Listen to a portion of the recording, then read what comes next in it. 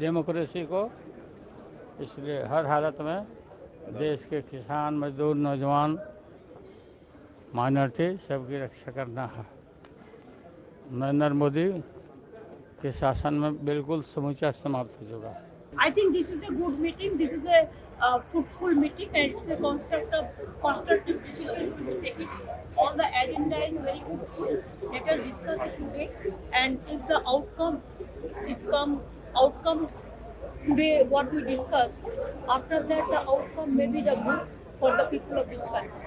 Meeting ज़रूरी इसलिए है, देश को बचाना, लोगों को बचाना, पॉलिटिकल लीडर के साथ जिस तरह व्यवहार हो रहा है, और मैं ये कहता हूँ कि देश की 2/3 जनता भारतीय जनता पार्टी के खिलाफ है, 2/3 जनता खिलाफ है। तो इस बार भारतीय जनता पार्टी का सफाया होने के लिए सब एक है। This meeting is a continuation of the process that was started in Patna a few weeks ago. I think it's important that we put up a united stand against everything that is going wrong in this country, particularly the way in which the Constitution is being eroded, the way in which the secular fabric of this country is being undermined, and all sensible parties need to come together and unite in opposition to this. I think it is important because Mr. Narendra Modi got a chance to rule the country for the last 10 years, and he has made a complete mess of almost every sector in the country. He has created so much of hatred amongst the people. The economy is in shambles. There is so much of inflation. There is so much of unemployment in all sectors. So now I think it's a time that people of this country want to get rid of him.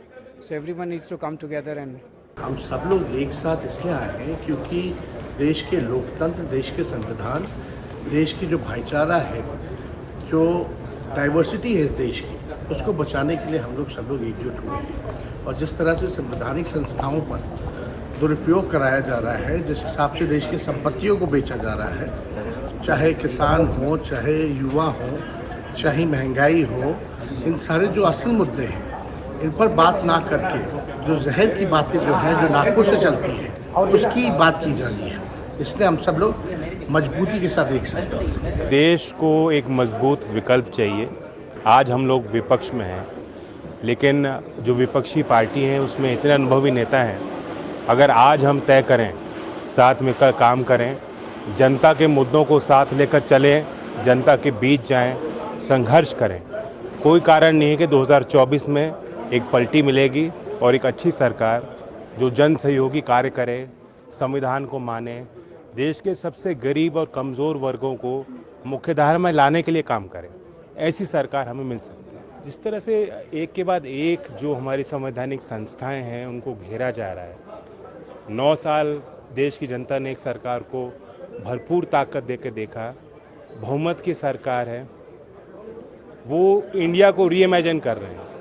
New India का उन्होंने slogan दिया है, जिस new India में लोकतंत्र कम, भीड़ तंत्र ज़्यादा दिखता है।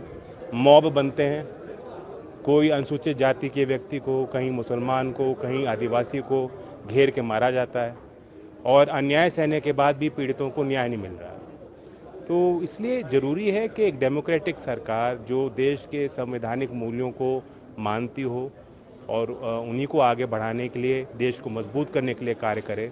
देश की रक्षा नीति को कमज़ोर किया गया, देश की अर्थव्यवस्था चरमरा चुकी है, देश में जो कमेरा वर्ग है, जो किसान वर्ग है, जो मजदूर वर्ग है, आज उनके जीवन में 2 जून की रोटी उनको मिलना, इज्जत और सम्मान मिलना, उनका भविष्य उज्जवल होना कितना दुश्वार उनके लिए हो चुका है। तो उन्हीं के लिए हम लोग काम करते आए हैं। आज एक समन्वय बनेगा, चर्चाएं होंगी और इससे रास्ता निकलेगा।